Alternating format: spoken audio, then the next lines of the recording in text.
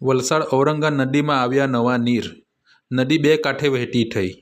વલસાડ જિલ્લામાં ઉપરવાસમાં પડેલા વરસાદના કારણે વલસાડના અબ્રામાં આવેલો વોટરવર્ક્સ ડેમ ઓવરફ્લો થતાં ઔરંગા નદી બે કાંઠે વહેતી થઈ હતી। ઘણા સમયથી સૂકી થયેલી ઔરંગા નદીમાં પાણી આવતા બે કાંઠે વહેતી થઈ હતી। આજુબાજુના લોકો ઔરંગા નદી કિનારે પાણી જોવા માટે ઉમટી પડ્યા હતા। વહીવટીતંત્ર દ્વારા નીચાણવાળા વિસ્તારોને એલર્ટ કરવામાં આવ્યા છે।